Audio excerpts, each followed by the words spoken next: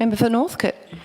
My adjournment is for the Minister for Local Government, and the action that I seek is for the Minister to investigate avenues available to the state government to prevent the Greens-controlled Darebin Council from implementing its proposed parking strategy.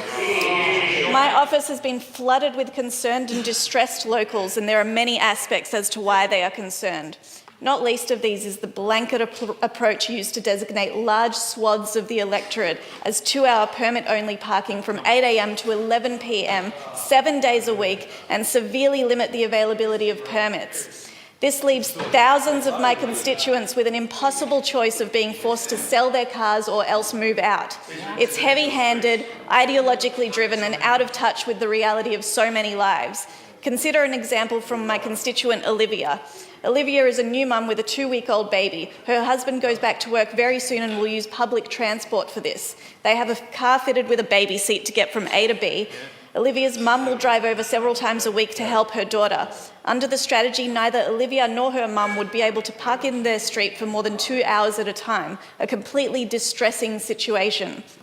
To add to the chaos, late last week we were greeted with the news that some of Darebin's own councillors will be supporting a motion to withdraw the Darebin parking strategy. They claim not to have written the strategy or even to have considered it. Really?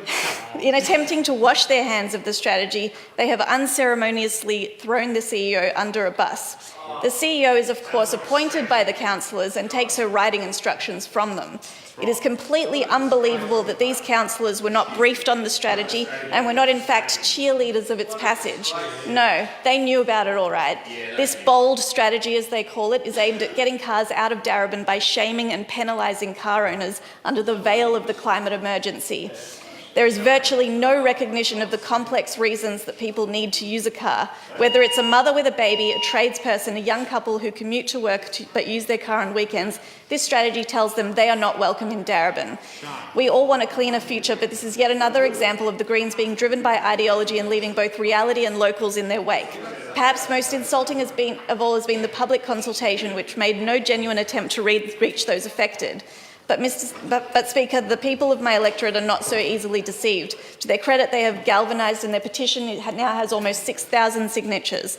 Last week I wrote to the Mayor of Darebin to express my concerns, and this week I met with her in person. She has assured me that the proposal as it stands will be withdrawn at the next council meeting. We will see if that eventuates. In the meantime, I ask the Minister to investigate avenues to prevent the harm imposed by this hardline strategy. To my constituents, I say this: my promise to you is to be vigilant. I will continue to push for you to be treated with respect and fairness and to keep your neighbourhoods livable.